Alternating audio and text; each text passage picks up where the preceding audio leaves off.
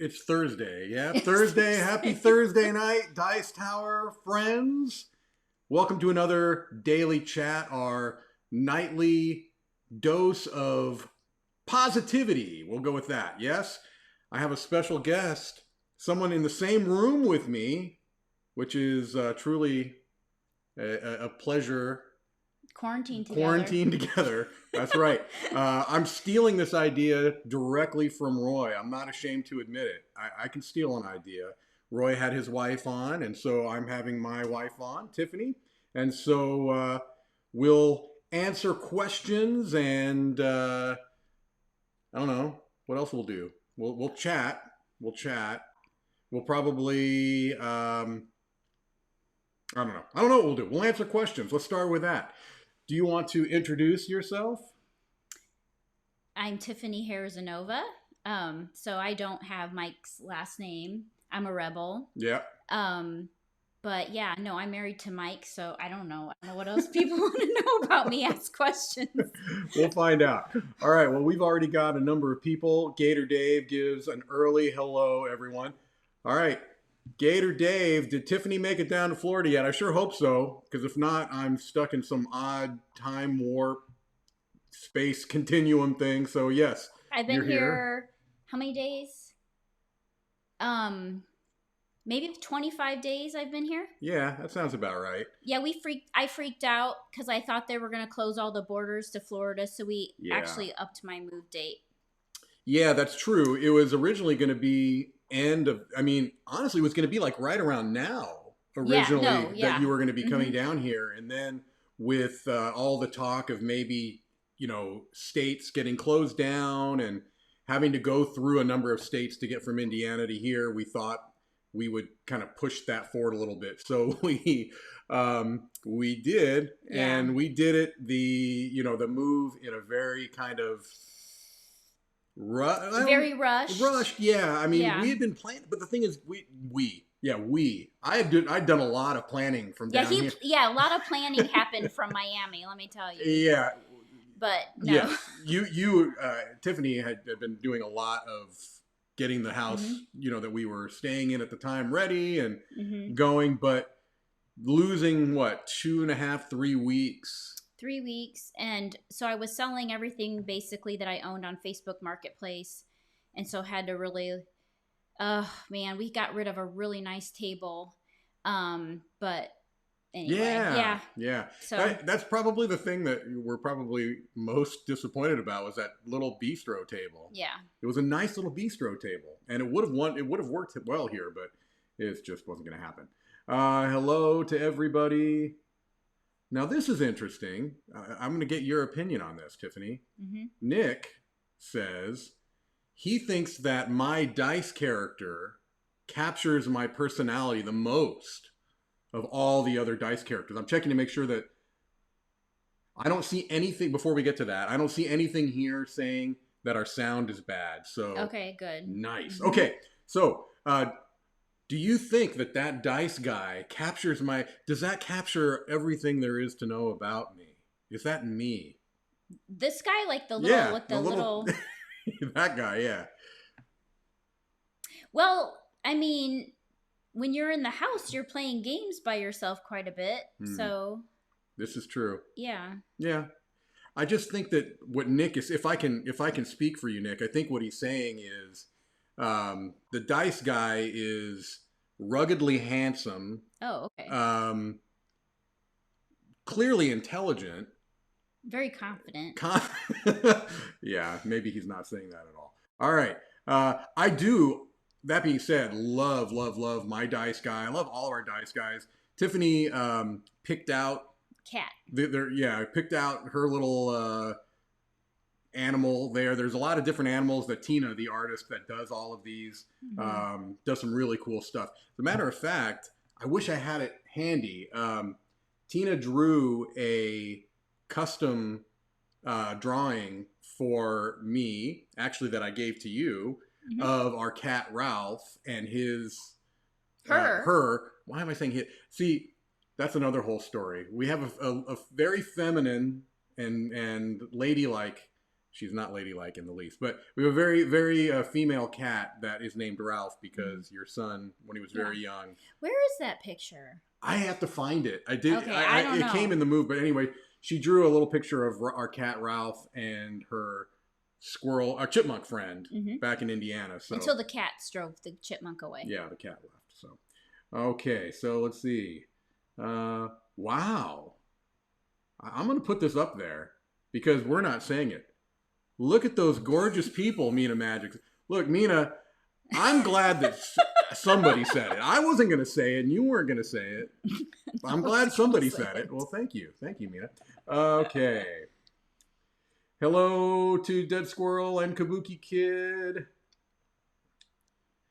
Darren welcomes you to the daily chat. I'm not going to put that up there. Okay.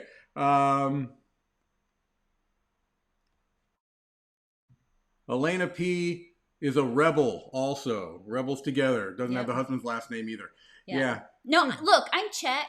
Like seriously, I'm Czech. I'm not Italian. Yeah. So I'm going to keep my Czech background. Yeah, you're going to keep everything in Czech, right? Yeah, and I keep everything in Czech. Yeah.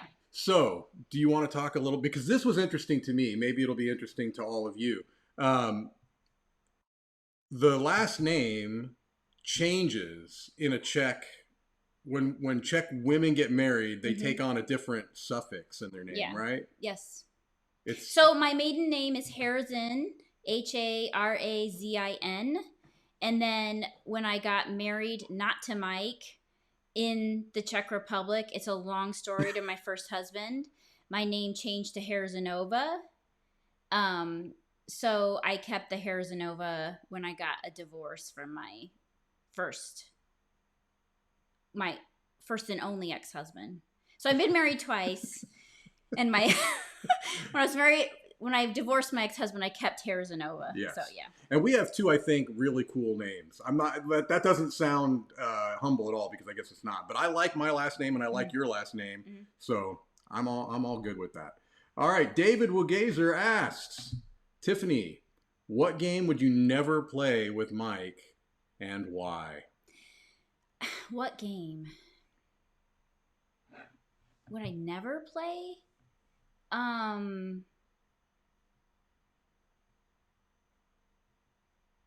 Would I never play with you? I don't think there was a game I would never play with you. I just didn't enjoy playing Zelda, the video game with him, so I had to stop. Yeah, we were trying to play that together, but his style is very different than my style. Yeah, he likes to complain and like. Wait a minute now. Yeah, you complain and you're like frustrated out loud, and you don't have patience for problem solving. And so it just drives me nuts, because I just like to solve the problem and be focused. And he's like over here going, That was a very accurate representation of me. Yeah, I think I realized, and I take the blame on this one. I was excited about starting to play Breath of the Wild on the Switch with you. I thought it would be a lot of fun. And I think that I had a very particular way that I play those types of games, Zelda games, and they're very different. We just have a different playing style. Yeah, a different playing style, and not good, bad, or not a value judgment, but just different. And pretty quickly, I would be sitting there like chewing on my cheek, just be like, because we'd take turns, right? I'd do something, and then I give it to you, and you do it, and then you'd give it to me. And my thing was funny. It's so funny how perception can sometimes be different for each person, right? Because you're saying you like to solve the problem and just do it. And my thing was, I was like, man, she sure seems to be wandering around a lot. Why isn't she going where we obviously need to go? Explore. We need to go here. We need to do this. It tells you to do this. It's blinking at you. It's like I have to play that game by myself. Right? So anyway, yeah. So she'll never play Zelda with me again. Yeah, and then I know that's not a board game. Sorry. I just said but we're honestly, can't think of a board game I wouldn't play. I just struggle with him teaching board games. Is it me personally, or just learning games in general? I don't know. Yeah. Because you're the only person who's taught me board games. Fair. fair. Mm-hmm. Well, that leads to this next question here by Hidden Trader. You can trust Hidden Trader. You can trust them. I do like board games, and I played a lot more early in our dating relationship. He probably feels like it was a bait and switch.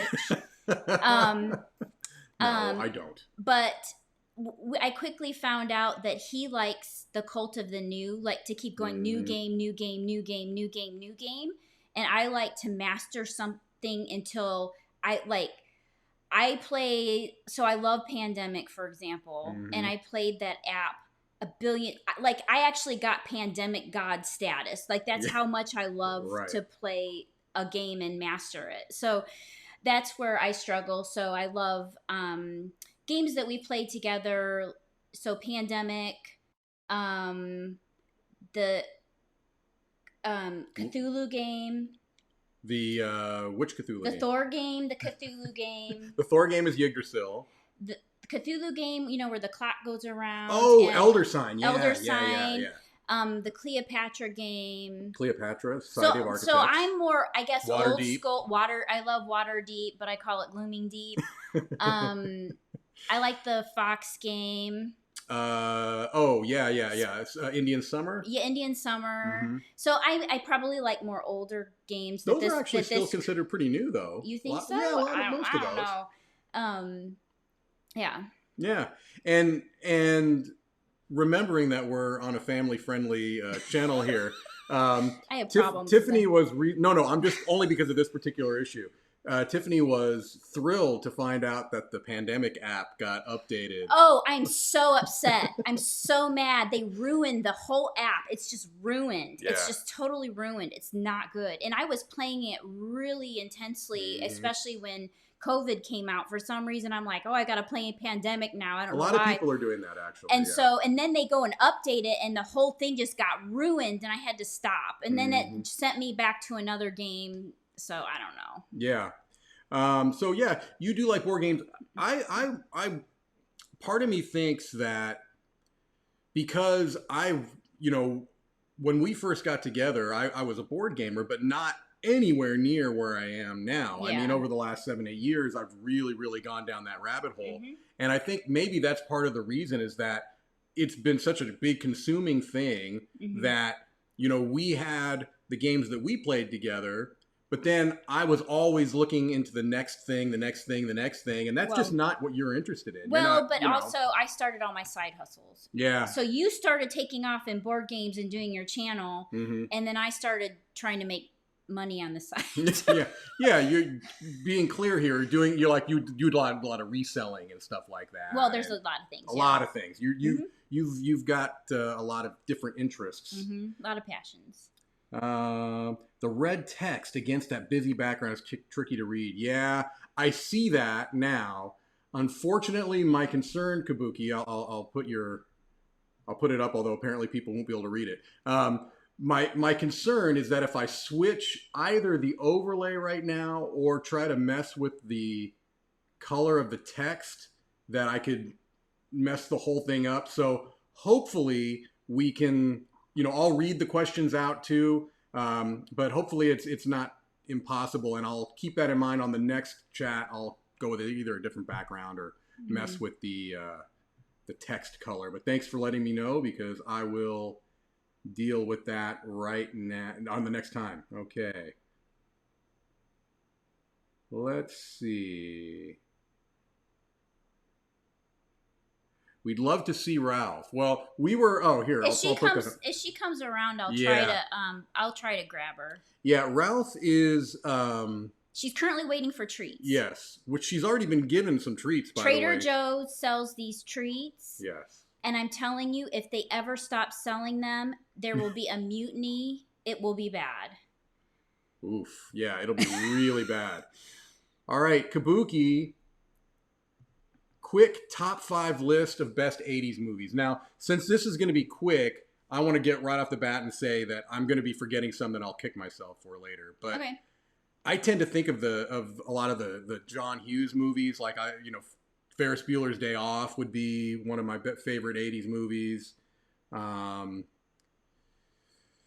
I love The Burbs. Okay. Money Pit. I don't know if that's 80s. I think I it's think 80s. so, yeah. The Burbs. If that was that 90s though. Yeah, it's close enough. Okay, Burbs. Dream a Little Dream. Was that 80s? Yeah, I think so. With the Coreys. Yeah, the Coreys. Yeah, yeah. Well, and then what about the Coreys with the vampire movie? Oh, Lost Boys. I would put that in my list too. But then there's also Goonies. Goonies is great. Oh, there's so many good Yeah. movies in the 80s. Yeah. And I'm trying to think of most of Indiana Jones. Raiders of the Lost Ark is an 80s movie. Wasn't E.T. was an 80s movie. I'd put E.T. I wouldn't put E.T. I loved E.T. I'd even put, I think of Spielberg movies also. I think of John Hughes movies and Spielberg movies. Like, I like Close Encounters of the Third Kind. So,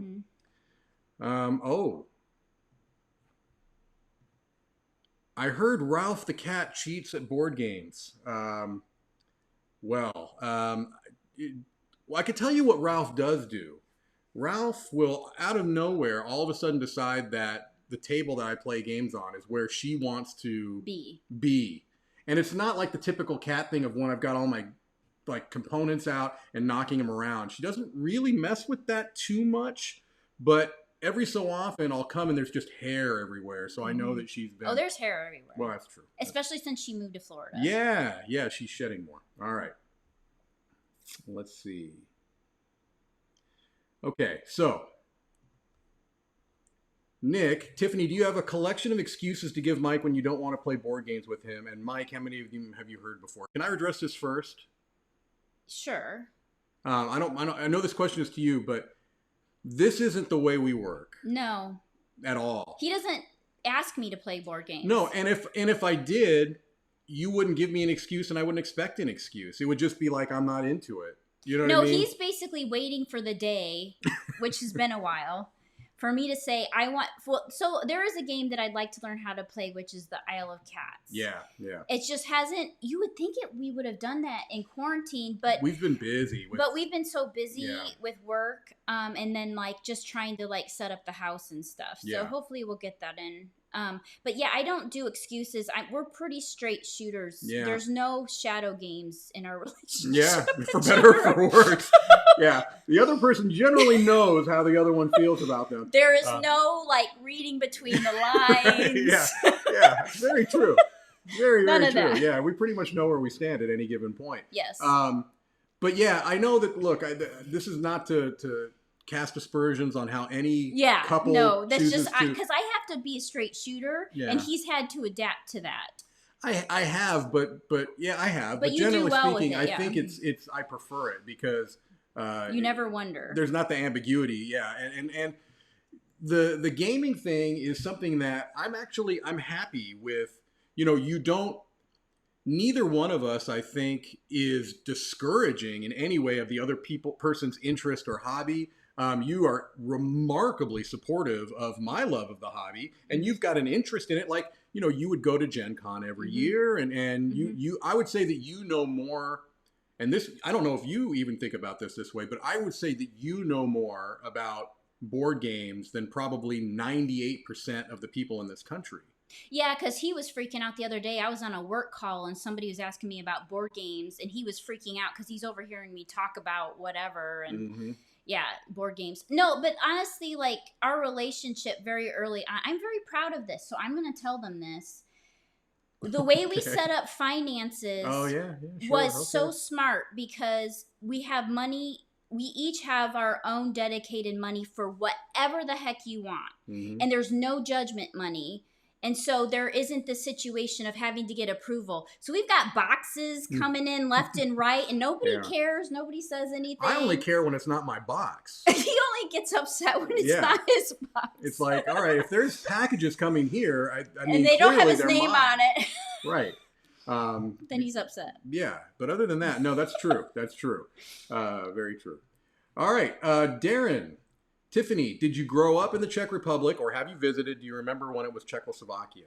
Yes, so quick story. Not my story. My dad escaped from Czechoslovakia when he was 16 and had to stay in a concentration camp type situation in Austria for a little while and then came to the United States. So I am first generation of a immigrant. I did go to Czechoslovakia before the wall came down, and that was crazy. I remember being a little kid sitting on the side of the road, and like the guards were going through our suitcases with dogs. We would have to go through checkpoints with guns. It was crazy. And then my dad took us back after the wall came down, which is when I was like, I want to say sophomore year of high school. And that was crazy because you just like go through the gates and it was like, so it was a totally different experience from pre the wall coming down and then after. So yeah, yes. I've never been to the first time I went to Europe, although I don't know what you call it now because of I'm not making light of this, by the way. I just don't want to get it wrong. But I went to the UK late last year, and that was the first time I had gone overseas, really. Other than, I went to like Jamaica, but I don't know if you'd call that overseas. I think of like Europe and that area. I want to go back as soon as, we can kind of do that again. I'd love to visit the Czech Republic. I still want to go to Italy. We've talked about, trying to do a kind of a dual trip where we... Actually, we were in the process of planning an Italy trip until we decided to move to Florida. Right. And then everything changed. Sure. The finances went a totally different direction. So, yeah. Absolutely. All right. EarthVat, do you ever let Tiffany win on purpose? Happy wife, happy life. Well, I mean, first of all, that doesn't apply because you are good at the games that you like playing. I mean, if we were playing Pandemic, I would absolutely be looking to you. Oh yeah, to set the strategy because you destroy that game. I mean, there's a I don't know if you've heard the term, but sometimes in cooperative games like Pandemic, they talk about a quarterbacking or like an alpha player where someone kind of takes over the turns. I would happily cede that to you in a game of Pandemic because you're just better at it than I am. I think you would beat me more times than not in Waterdeep. The games you like, I like how she thinks because I play them over and over and over and over and over. I love strategy games. I used to be a big EverQuest. I don't know if anybody knows EverQuest. I bet we have some people talking about that. Yeah, so I just love the strategy stuff. Yeah. So that doesn't apply because you're good at the games that you choose to play. Rastale 91. I'm assuming this is probably more for me. How often do you hunt down obscure indie games? Too often, I would say. There is that thing for me, and Tiffany knows this about me. I definitely have a bit of that collector's thing, whether, it's not a gene. I think people say that to be cute, but I've always been a collector as well. In my adult life, music was the thing I would go looking for these obscure albums and go, digging through the crates and all that kind of thing. And games are similar. If something is obscure and maybe quirky and hard to get a hold of and I have an interest in it, then I really, really, really find ways to hunt it down. Like I've told the story before on how I got a hold of Smartphone Inc. Once I decided that was a game, I played it. I fell in love with it, and it was impossible to get. And so I literally wrote a geek mail for Board Game Geek, and everyone who listed that they owned the game, I sent each of them a geek mail. It was a very polite geek mail, but that's how I got a hold of it. Someone agreed to sell it to me. So, yes, I have done that. Eric Parker. Hi, Mike and Tiffany. Have you played Near and Far together? My girlfriend and I are in the middle of our campaign through it. We have not. I'm trying to remember. Did you play Above and Below with me? No, so you haven't played either of those. Nope. I wonder if you'd like them. I don't know. Do they have a fox in it?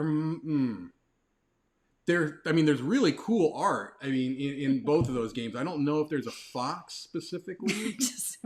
She's big into foxes. But yeah, that's a cool game. I wonder if you would like that. But again, this is the whole thing of Isle of Cats we'll get Yeah. that one played. But really, Yeah. you're not looking to learn a whole bunch of games. I'm not You're looking really to not. learn a whole bunch You're of not, games. and that's 'cause cool. yeah. Well, look, yes. So here's what's not being said, and I'll come right out and say it. Here's what's not being said because she's trying to be kind to me. I learned too late.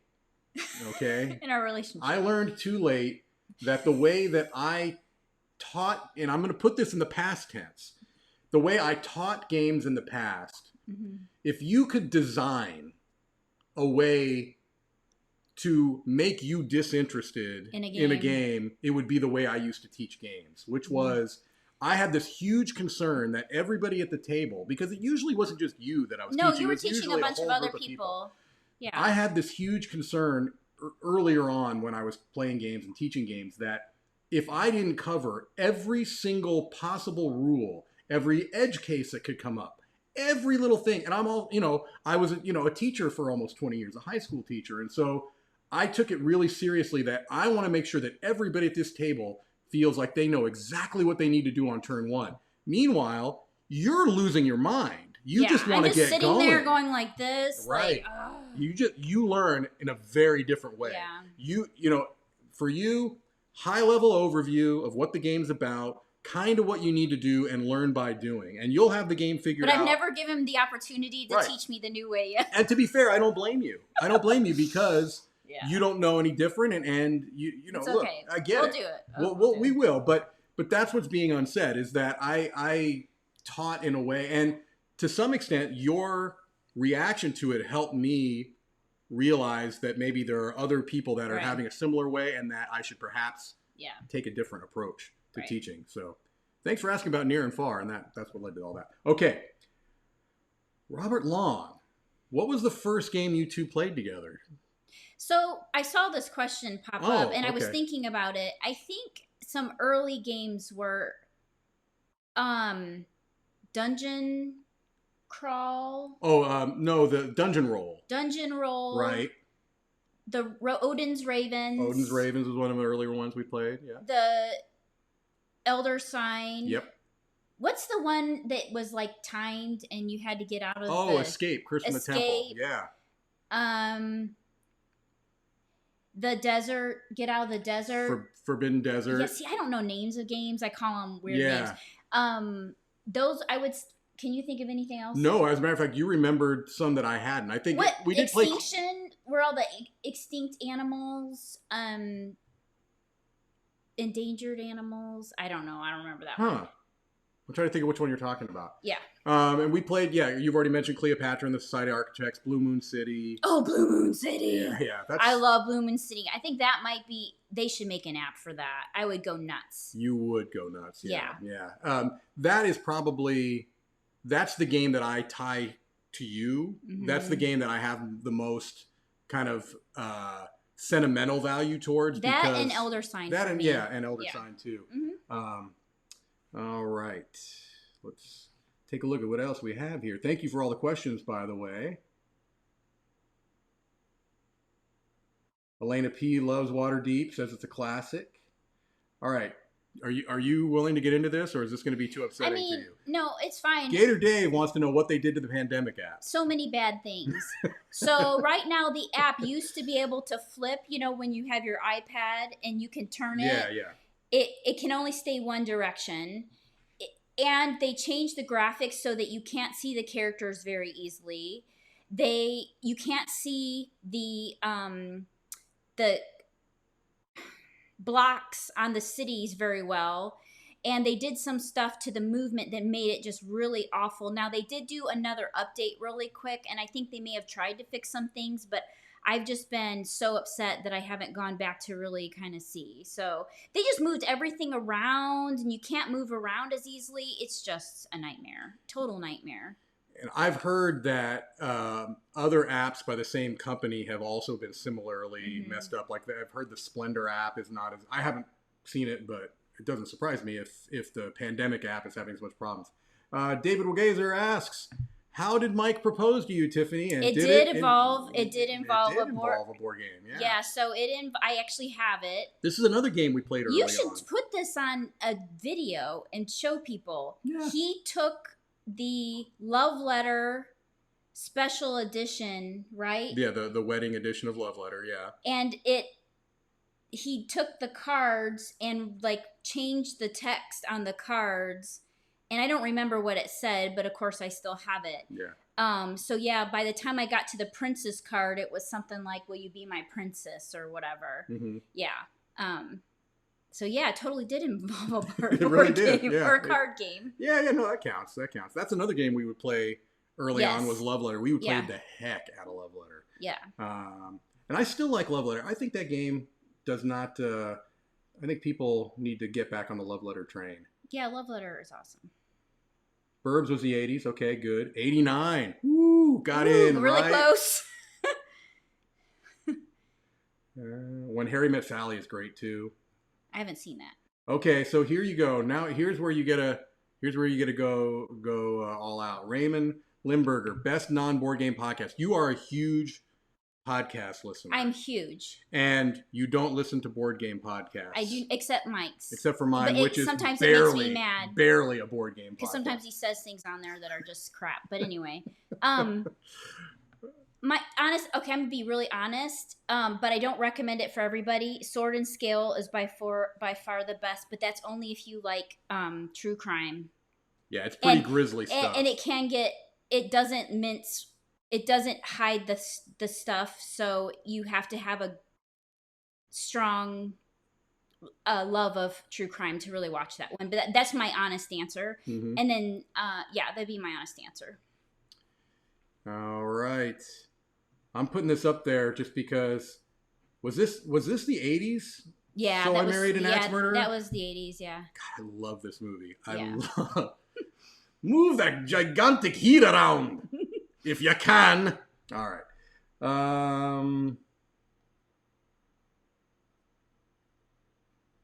Do we do classic date nights? Elena P.S. What's a classic date night for you? It involves food. Yeah. I mean, we like to try restaurants. Yeah. Honestly. That's true. And to be honest, our classic date nights happened in Indiana, and no Right. offense to everybody who lives there, but it's not the most exciting place when you've been living there for like over a decade or more. So I think that will change once Florida opens up, because we'd probably start exploring a bit more around here, because now there's actually new things to see. Right. Before it was just like, oh, we're in a cornfield, fantastic. Although, to be fair, I mean, I do think that when we would do date type things, a lot of times we would try to incorporate being outside, whether it's like sitting outside. But we'd go to the canal and walk the canal. Pokemon. When Pokemon go, now you. Yeah, he quit Pokemon because he got too angry about it. See, that's the other one I can't play with him anymore because he's too mad about Pokemon. I may or may not have gotten annoyed with how mobs worked, or is that what it was? Mobs? No, the gyms. These idiots. Anyway, I got into it, but you're at level 40, right? Of Pokemon, I still play every day. Yeah, she still does, and when we go on our walks, you always bring along some Pokemon with you, some pal. Yes. Favorite Pokemon? Yeah, but I can't think of the name. It's the middle evolution of Snivy. Okay. So whatever the middle one is, I forget the name is. Snivy is. Okay. Kabuki Kid, do you have a favorite book or books? Favorite author? Favorite author is Stephen King, and I know that's like so cliche, but look, I'm an 80s, like I was born in 74, like I'm into horror. Favorite book of all time, though it probably is not a Stephen King book, I would say probably favorite book of all time is The Sparrow. Highly recommend it. It's sci-fi, but not like battle bikini sci-fi. It's like intellectual, super interesting sci-fi. Mm-hmm. And that's one you recommended for me. Mm-hmm. And I read that and the sequel, right? What was that called? You didn't read? I don't think you read. I read the sequel. I'm pretty sure the Children of Men or something like that. Or Children of God. Children of God. Yeah, I think I read that too. I'm almost sure I did. Yeah, highly recommend. Really, really good.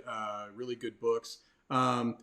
Some books we read together. We read the Justin Cronin series. What was it? The 12. The Passage. And yeah, those were really good. Mm-hmm. I'm also a massive Stephen King fan, and I'm unashamed. I think he's actually a terrific author on top of everything else. Yeah. I also, in the horror genre, I like Clive Barker a lot. Mm-hmm. Yeah, I'm a horror fan. Yeah, I also like Haruki Murakami, Japanese author who's all of his books have been, well, I think all of his books have been translated in English.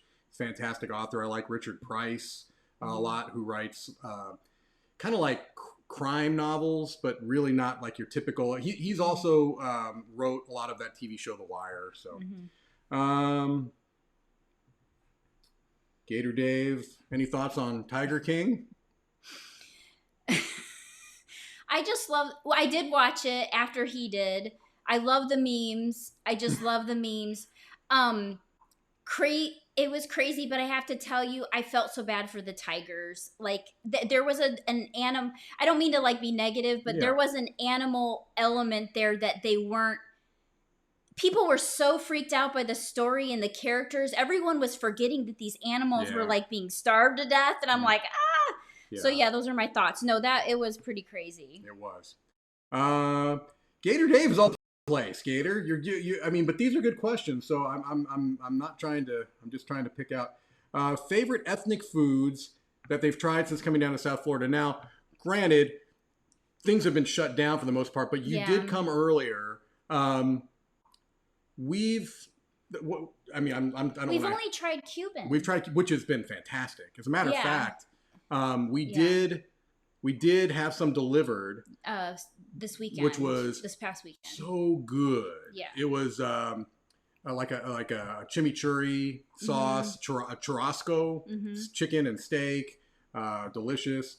We ate at a Thai place here before things were kind of going. I'm really excited to find foods here that weren't readily available where we lived before, and so I'm really excited about that whole Cuban, any kind of Latin influence going on down here. Yeah. Right. Okay, so do you know Richard Enlow? Who? Mike and Tiffany. Who are your favorite 90-day couples? How does Richard? Did I? Oh, maybe because I'm on the podcast. Yeah, maybe. Maybe Richard's a podcast sporadically bored listener. Current so past. Oh my gosh. So we're talking for those of you who watch more intellectual TV than my wife and I. 90 Day Fiance is one of I'm not going to call it a guilty pleasure. I'm not guilty. I'm happy to admit I like some trash TV. I love 90 Day Fiance. We both love it. We love Married at First Sight. It's such an awesome social It really is. I don't know who my favorite couples are. The funny thing is you get so into these couples and you're always like, you feel like you know them, and then the next season you forget who because now you're watching the new people. Now it's a new one, so I forgot who everybody is. But just like crazy people that jump out. Like Anfisa was just like yeah, Anfisa. That whole situation was just the train wreck. And Colty. And Colty. Colty with cookie dough, Colty the cats. Colty and Larissa. And yeah, oh my. Okay, maybe I do remember a little bit. Kabuki Kid, what's your favorite non-gaming activity? This is easy for you because you don't game as much as I do. So, like, what do you like doing? Making money. Yeah. I side hustle. So I like to flip things, although I'm kind of transitioning from that right now. I get a high off of going to estate sales, which you can't go to right now, finding this really cool thing and then selling it for $200 online. Yeah, that I love doing that. That's like one of my favorite things. All right. And for me, favorite non-gaming activities, 90 Day Fiance. Right now, pretty much. Yeah. Okay, let's see.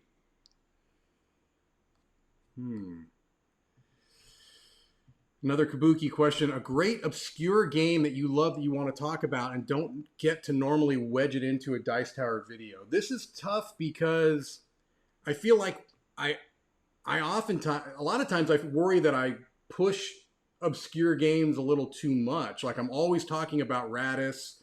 I'm always talking about Cinque Terre. Those are kind of my go-to unsung games. I really like although these are becoming more popular now, the Sashi and Sashi games, like Remember Our Trip and In Front of the Elevators. I like Rescue Polar Bears, Dawn of Peacemakers. That's one that I really like a lot and doesn't get a lot of press or discussion. So those are some that come off the top of my head. If you see something here you want to answer, let me know, by the way. I'm just you kind of... have to scroll, but yeah, for me to see. Oh, what class of EQ did I play? There we go. Mark Okay, Ray. I'm telling you, Dark Elf Necromancer is my jam. Mm-hmm. I want to be a necromancer in real life. Like, I want to be a dark elf in real life. And when you go to Gen Con, you see those people that are dressed up. I want to do that. Like, that's my dream. And stuff and... Yes. Oh my gosh, I get chills. That's my alter ego, honestly, in life. Yeah. Did you get your epic? I have no idea what that means. I have not gotten my epic, no. Okay. You just started replaying it at a lower level, right? So yeah, I have my higher level characters, obviously, but yeah, my son and I actually started having my son play EverQuest at 3 years old, and I'm not kidding.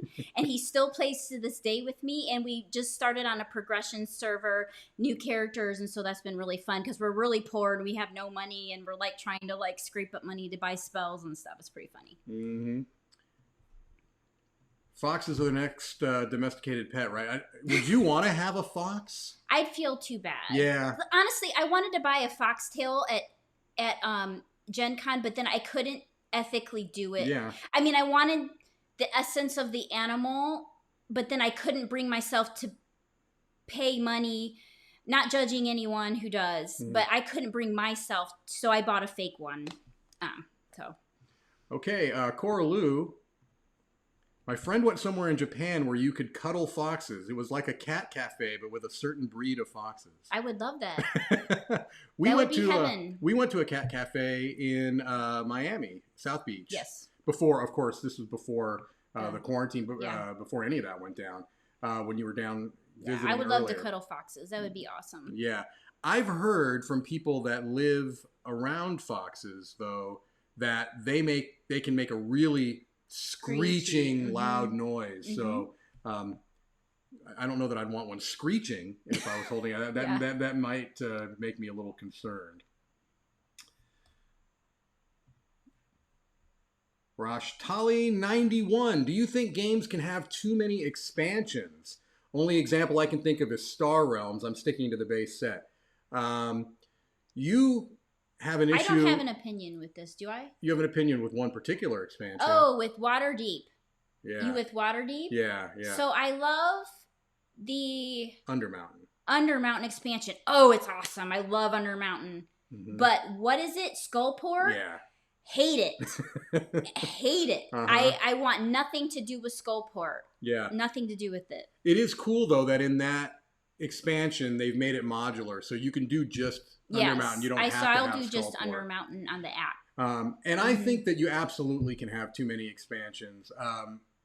I think of like Terraforming Mars. It just, I understand the idea of it when you have something you love and you want to get more of what you love. But a lot of times expansions take a game further and further away from what it was that you maybe fell in love with in the first place. Some expansions are great, and I'm not anti-expansion, but I do think that there can be too many. And also, I start to get to a point where I feel like I can't keep up, and that worries me. And, you know, I think there can be too many. Okay. Meeple Militia, Mike, tell us about the Defense of Procyon 3. It looks really interesting. Sorry, this one. No, I don't care. So the other evening, I was in a 4-player game of this on Tabletop Simulator. It was myself and Robert Geislinger, and we were facing off against Jeremy and Ryan from Man vs. Meeple, and the designer, David Turtsey, who was a former guest of mine here on the Daily Chat, was teaching us. It is very interesting. I'm not going to spend a lot of time. If you look at this week's Crowd Surfing, which was just on yesterday, I talked in a decent amount of detail about it there. But the general idea is that it's a team-based game. Really, 4 players is essentially where it is, where you've got 2 people on one team, which are the aliens, 2 people on the other team, which are the humans. You've got 2 separate boards. One is the ground forces and one are the space forces, and you're having to kind of coordinate with your partner. But it's like 2 separate games happening at the same time.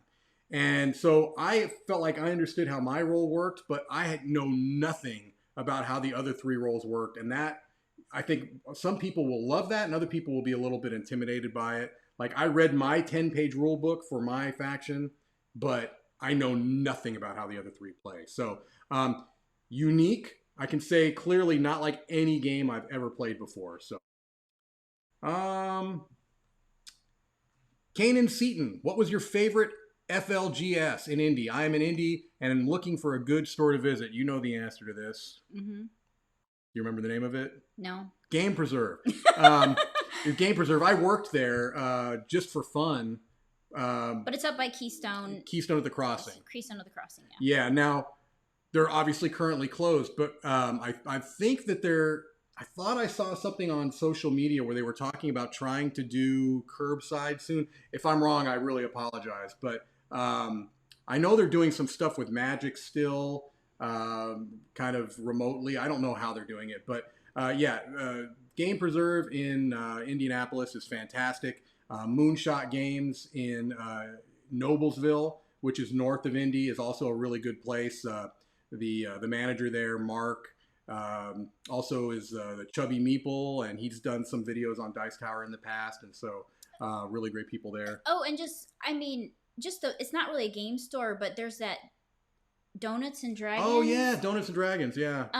Which is where if you want to go get a donut and play some games. Yeah, I think that'll have to be once things open up. But yeah, that's really cool. Yeah, they have these kind of gourmet donuts and even like gourmet soft drinks and adult beverages too if you choose to do that. And then you can rent out games and check those out. So yeah, there's some actually. Indy is a fantastic gaming city. I mean, not just for Gen Con. I mean, I had some great game groups there. I still have a lot of great gaming friends in Indianapolis. And if you go through Indy and you are a gamer, you should take some time to go check things out. There's some great places there. Okay. Tracy Tudor's got your back here, Tiffany. I totally agree about the pandemic app. You can't find the character info as easily, and the map is just odd. Yes, it's awful. It's. You got some. So I married an axe murderer comments, which is always good. Sparrow is a '90s book. Yeah, that sounds right. So, yeah. Yep. Daniel Riley, what game do you recommend for couples to wind down at the end of the day? Nothing too thinky or analysis paralysis prone. I have no idea. Well, games that we've played. I mean, I think Indian Summer is a good one. I mean, probably. that's a really it's puzzly, but it's not like going to make your head explode figuring out what to do, and it's kind of pleasant and relaxing. Yeah. You know what? This is going to be weird though. Okay. Elder Sign was relaxing for me. Okay, why? And I don't know. But see, I like the dark themed type stuff. But I don't know because we played it when I was sick and I was cold and we had space heater. And so maybe there's nostalgia with it. But that game always just felt kind of like, even though I know other people probably think that's nuts because maybe it's stressful because the monsters are going to get you. I don't know. Necessarily. Let's see.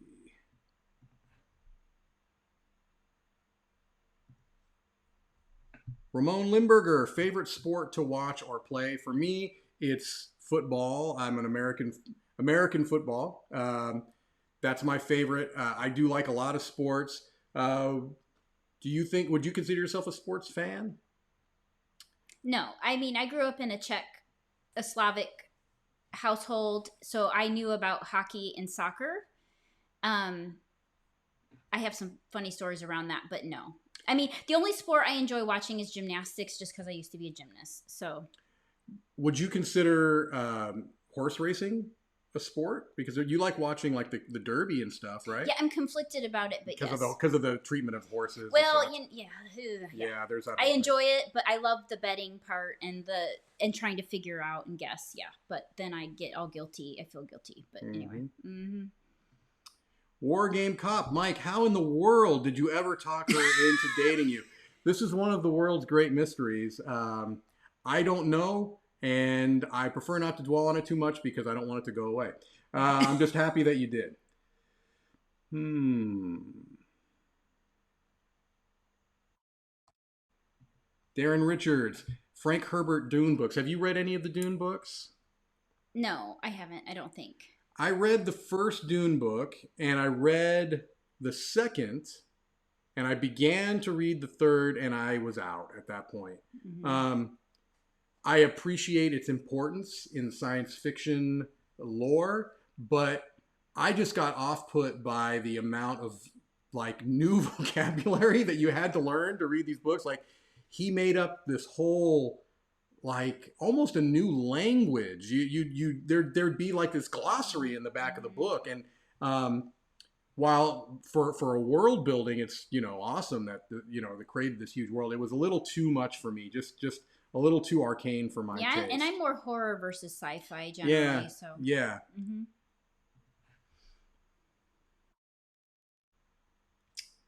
David Wogazer, the name that I said had the most sentimental value was Blue Moon City, which it's related to Blue Moon. Blue Moon is a battle game that came actually first. Blue Moon came first. They're both Rainier Knizia games, but Blue Moon City came after, and that one's a very different game. I don't think you played Blue Moon. No, we played the card. Oh, we did. Okay. Did we? I don't remember if we did or not. We may have. Yeah, I think so. We may have. But Blue Moon City is more of a city building game with tiles and you're moving dragons it does around. leave me a little feeling. I like to complete things. Yeah. And that one, I don't want anybody to finish it until we build all the buildings. But he finishes it, and then. All right, Darren, Tiffany, when the travel bans and social distancing are all over, you'll have to come visit here in Pennsylvania. I have buildings full of antiques and unique items from my parents' 40-year homestead. You don't know how exciting that is. You will be surprised at what people are excited to buy. I had somebody buy socks from the 1980s Kmart, and they sent me this email afterwards telling me how happy they were that these new old socks that they found them. So if you have new old socks in that house, keep them and sell them. Mm-hmm. I'm not sure how far back we are. We may be way far back in the comments, and if we don't get to your question, I really do apologize. I'm just kind of taking them as they come. What game or game system have you put the most money into? Nintendo 64. Well, okay, I have bought for my son. I bought what does he have now? An Xbox, whatever. Xbox One, I don't know, yeah. whatever an Xbox is. That obviously that's probably the most I paid. But on eBay back in early 2000s, I bought a Nintendo 64 that had my favorite games: Zelda, Shadow Man. Shadow Man is my ultimate favorite game from the Nintendo 64, and it had nightmare creatures, and I think I bid on that thing until it got up to almost $200. Yeah. Let's see. For me, money into the Switch. No, I don't. No. Because I used to have lots of games for older systems. Yeah. Well, not. Gosh, it's hard to say. All the way, because this is crazy, all the way back with the Atari 2600, those games weren't cheap. Yeah. Those games were like $40 back then, and I had a lot of Atari 2600 games, but I was a kid, so I wasn't necessarily, I was getting them as presents and things like that, but I had a lot of those games. I also spent a lot of money on the Commodore 64. I spent a lot of money on the Sega Genesis. I spent a lot of money on the GameCube. Your mom didn't. See, my parents bought all that stuff for me. Maybe I was spoiled. True. Maybe it wasn't my own money. That's a good point. Maybe I may not be answering this one correctly. Mm-hmm. Maple Militia, your favorite football team. This is interesting because it is, and it has been the Miami Dolphins since as long as I can remember. And now living here in Miami, it's weird seeing other people. It's weird not being in enemy territory as a football fan. Everywhere I've ever lived, I've been in enemy territory. And so it's odd. It's odd being here amongst the Dolphins fans. New old socks. Only Yeah, I'm has telling old you socks. never know what people will like. I'm just saying. It's so funny. Okay, good. We've caught up. So I'm going to go back and we've got like 5 minutes or so left. So I'm going to see if there's any, because I was worried that we were missing some. And if you see something that looks interesting, you let me know.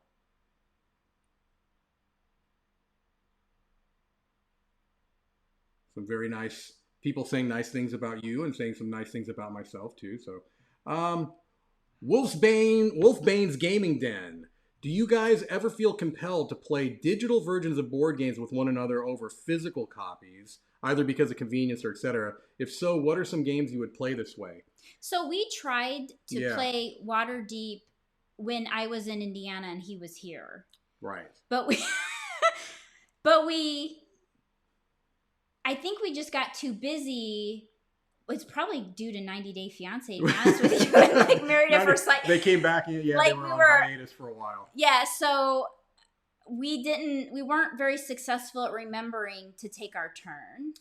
Correct. And I will also say that I had a particular issue because you play on an iPad and I have to play on my phone. Yeah. And that is not an ideal game to play on your phone because there's a lot going on and it's really small.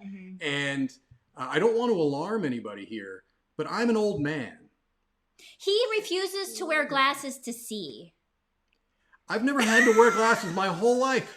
Look, I didn't hit a lot of lotteries in my life, but one of the things that I did okay on is I never needed glasses. I was the only one in my family.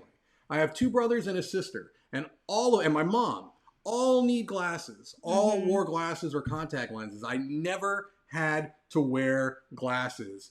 And now, it was really early 40s, all of a sudden, and in the morning or at night, I can't see anything. I know he's complaining he can't see, but he won't go get his little glasses. I've got some readers over there, kind of. So you want to ask this one? Okay. Yeah. The Mr. E, Tiffany, so you love or hate corruption in Waterdeep? I hate corruption. I hate corruption. But let me tell you what's weird. Okay. In Cleopatra, I was always eaten by the alligators. Always eaten by the alligators. Yeah. But I hate it in Waterdeep for some reason. It just ruins the game for me. Yeah, it's funny. You would almost go out of your way to be corrupt, to be eaten by it, because if you've never played Cleopatra and the Society of Architects, which is a great game, it's out of print now, but a new version is coming out. I think next year maybe, or later this year. And the way the game works is that you take these actions with cards, and some cards are more powerful. They're better. They give you more stuff, but to do it, you're kind of going to the black market. So you have to take some corruption, and you've got these little cardboard pyramids. You know what? I think it might be, maybe I'm remembering it wrong, but couldn't you choose to be corrupt to get the power? Whereas in Waterdeep, people were sending you corruption. Right. That's probably what I don't like. If I'm going to be corrupt, the necromancer in me is like, heck yeah. But if people are going to make me corrupt, is that how it went in Skullport? I think you can get, it's either or. You can go to places that give you better stuff, but you also take corruption. But I think people can also dump corruption on you. I don't remember. I might be remember because I haven't played it. I played it a few times and I was like, I'm done with this. I hate it. Right. Yeah. But yeah, and so in Cleopatra, you put the little tokens in your thing, and so you don't necessarily, nobody knows how much unless you're sitting there trying to count it. And who's going to do that? And then at the end of the game, everyone lifts up their pyramid, and whoever has the most corruption automatically loses the game, no matter what. They can't win. So even if they got the most points, if they've got the most corruption, they lose, and so you don't care. I like to go at risk with it. Yeah. I like that part of it. Let's see if there's new. We've got a few more minutes here, so. Kabuki Kid is calling me out, throwing shade. Meanwhile, he has probably needed glasses for the past decade and won't face it. Now look, decade? Yeah, probably. I mean, the other night you were playing what's that virtual tabletop thing? Yeah. And he comes tabletop simulator. And he comes into the bedroom. And he's like, I can't see it. And I'm like, well, put your glasses on. I mean, what am I gonna do? Like, this problem could be fixed. More Games 3. As an eBay seller, I love finding the strange stuff that brings big money. You can relate, yeah? Oh yeah, it's such a high. Oh my gosh, I have stories. Yes. Uh, I had a doll that a Shirley Temple doll that a haunted ghost society reached out to me and basically told me these dolls are haunted and wanted to know if my kitchen had caught on fire or anything. I mean, the strangest stuff that happens on eBay is like... You also got this lot of like really freaky, creepy dolls. Like she got a boatload of these really like whacked out dolls. I like the freaky dolls. And then you asked me to write the description. To write some descriptions, and I can't remember. I mean, you put these dolls on your desk at work so that people won't bother you. And they sold in like almost immediately. Yeah, like you specifically asked me. And they were creepy clown dolls. Yeah. I'm like, if people are bothering you at work, put one of these on your desk, and you'll never be bothered again. We need to do more of that. I actually had a really good time writing some like really. We need the Corona to go away. Yeah, that's true. Because I'm not going to be able to find those things for many reasons. Well, it's been an hour, but let's see if we can get one more question in, shall we? Let's see if we can get one more question. Cora Lou, do you ever have family game nights? Now, we used to do this a bit more. So we did start D&D at one point. What's the game? Pathfinder? Yeah, we did Pathfinder adventure card game for a while. Mm-hmm. The zombie Dead. Dead of Winter? Dead of Winter. Yeah, we did Dead of Winter. Yeah. Mm-hmm. So yeah, we used to do that a bit more, but the kids have gotten older, and so that hasn't been the thing lately. But we've done it in the past, and and we're bringing back Seinfeld references about the George Susan having the doll that looked exactly like his mom. That's great. All right, well, this has been fun. Mm-hmm. Yeah, we'll come back if people want. Yeah. And thank you all for your fantastic questions. And thank you, Tiffany, for coming on and making me look better just by your very presence. Actually, that's not true. That's absolutely not true. You've made me look worse by your presence because now I have you I've got to compete with, and that's just not happening. But thank you for coming anyway and making me look less good than I would have otherwise. But it's been wonderful. Come back tomorrow night. I don't remember who. I always do this. I need to write down who the host of the next person's daily chat's going to be, so I don't always do this. But it'll be great, whoever it is. Yeah. Tom, Z, Roy, they're all good. They're all good. So someone will be here. And thanks. And bye, everybody.